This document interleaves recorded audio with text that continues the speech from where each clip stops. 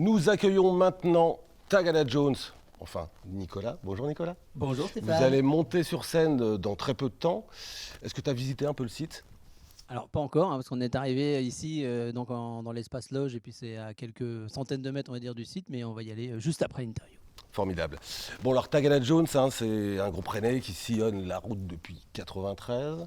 Alors les chiffres sont assez impressionnants quand même. 1800 concerts, 24 pays traversés. Que de chemin parcouru depuis les débuts du groupe de punk, petit groupe de punk, à maintenant un des groupes fer de lance de la scène française.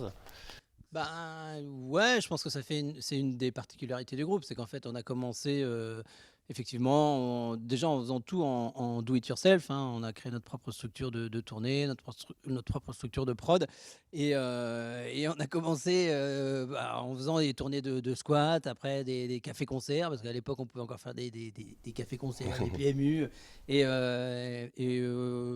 petit à petit, si tu veux, il n'y a jamais eu de grosses promos sur le groupe et c'est plutôt effectivement un groupe de terrain, donc c'est en allant jouer dans les villes 2, 3, 4, 5, 6 fois qu'on a développé le groupe et aujourd'hui je pense que on est à 35 pays visités, on doit plus être très loin des 2000 concerts, plus les projets parallèles. J'ai vu le chiffre en fait. Voilà, les chiffres datent de pré-Covid, on a joué beaucoup. Qu'est-ce qu'avait en tête le jeune Nicolas quand il a eu sa première guitare ? Apprendre à jouer, parce que déjà moi j'ai eu ma première guitare, je savais pas jouer, j'ai commencé le groupe en chantant un petit peu, je savais pas chanter non plus d'ailleurs, bon, peut-être toujours pas non plus, mais c'était bien pire. Et puis après voilà, j'ai eu envie de jouer de la guitare, donc j'ai appris à jouer de la guitare en même temps. C'était le tout premier guitariste qu'on avait à l'époque, là, Pascal, qui m'a appris les premiers accords, et c'est comme ça que j'ai commencé à faire de la guitare.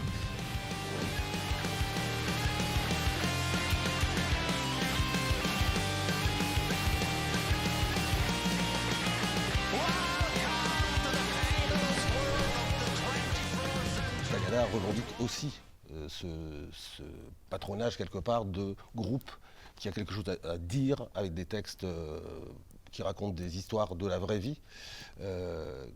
Quelles sont à ton avis les causes qui sont encore à soutenir actuellement ? Bon, je pense qu'il y en a toujours d'ailleurs, tu regardes finalement, les chevaux de bataille que l'on a depuis le début de la carrière du groupe, c'est à peu près la même chose. Ça n'a malheureusement pas beaucoup évolué. Tu as le contexte qui a beaucoup changé, c'est-à-dire que parfois, là où on pouvait chanter et on pouvait nous prendre pour des gens un peu chiants, des rabat-joie, je prends quand même souvent la première image. Il ne faut pas oublier que comme on a été assez vite classé de par notre côté vindicatif dans la mouvance punk français, ça avait été assez mal vu au début qu'on chante pour l'écologie, ça se faisait pas dans le punk. Un punk il chantait pas pour l'écologie et les premiers morceaux qu'on a fait comme ça, c'était si tu veux pas spécialement bien vu dans le milieu. Aujourd'hui, je prends cette image-là parce que le contexte a énormément changé. Donc, je crois qu'il y a beaucoup de jeunes, parce qu'un groupe un peu vieux comme nous, s'il arrive à perdurer, c'est parce qu'il y a des jeunes qui se rallient un petit peu à notre cause. Et je pense que les propos du groupe, ils sont pour beaucoup. Il y a beaucoup de jeunes qui se retrouvent dans ce qu'on raconte depuis plusieurs années. Et c'est vrai qu'il y a une constante, ça n'a pas beaucoup changé. Donc. Parle-nous un petit peu, fais-nous un petit bilan aussi de cette année passée où vous avez, là vous revenez du Québec, vous êtes allé jouer au Pôle Fest, il y a eu la tournée des Zéniths aussi, qui a été un vrai succès.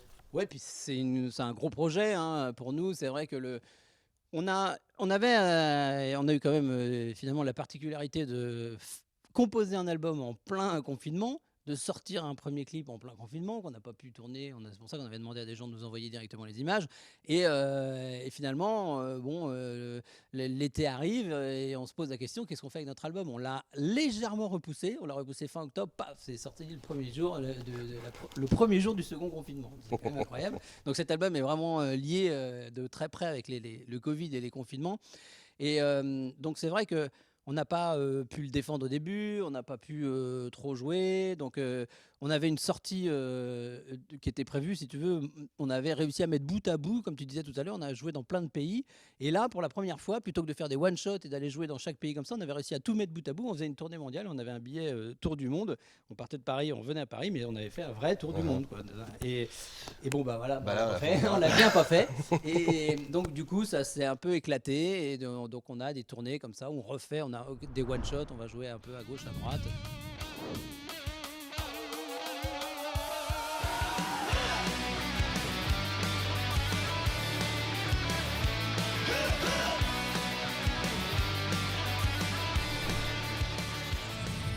nom du prochain album? Je suis sûr qu'il est déjà bien avancé.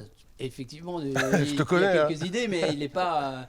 En fait, c'est vrai que s'il y a bien une inconnue, avant on prévoyait tout, 2, 3 mois, 2, 3 années en avance, ben, tout était déjà. Et puis il n'y avait pas de vrai grain de sable qui venait, si tu veux, rouiller la mécanique et casser la mécanique. Et là, on se rend compte qu'aujourd'hui, ça a changé et que du jour au lendemain, tout peut changer. Donc, comme tout le monde, on vit un peu plus dans l'instantané. Donc, même nous, on n'est pas capable de se dire, on va sortir l'album en avril 2024. Tu vois, cette date-là, on ne l'a pas, on ne sait pas. On a un peu discuté. Moi, j'aimerais bien peut-être quand même sortir 1, 2, 3 titres comme ça, peut-être courant 2023. Pourquoi? Parce que l'album, il date déjà de 2020. Alors, Ouais, on c'est n'a ça, pas hein. joué pendant 2 ans, certes, mais du coup, il est quand même déjà un petit peu vieux. Donc, ce Tu serait vas dommage. voulez le défendre encore un peu? On veut le défendre un peu, puis on veut remettre peut-être un peu de neuf dans les tuyaux. Donc, mais plutôt en faisant des morceaux comme ça, un peu tout seul. Donc tu sais, le festival dure 3 jours. Le troisième jour, c'est une journée thématique pour les enfants. Donc il y a Henri Dess, il y a Aldebert, il y a Bernard Minet. Euh, quel a été pour toi ton premier choc musical quand tu étais gamin? Si je devais être plus généraliste, je dirais quand même que c'était la première cassette d'ACDC que j'avais achetée parce qu'en fait, je savais même pas ce que j'achetais. Tu vois? Et en fait, tu te dis, tiens, tu veux acheter quelque chose et je voulais acheter une cassette. Tu vois, c'était en fait, j'allais acheter une cassette. J'allais pas acheter la musique qui était dessus. Tu vois, je voulais une cassette parce que j'avais eu un lecteur cassette. Avant, c'était les manches disques et puis là, je voulais une cassette.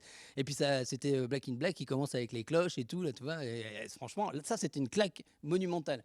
Mais forcément, avant, bon, bah, moi je suis de la génération Dorothée, donc en plus c'est rigolo parce que tous les artistes. Henri Dess, ma mère étant un stit, forcément j'ai écouté du Henri Dess toute ma vie, enfin toute ma jeunesse.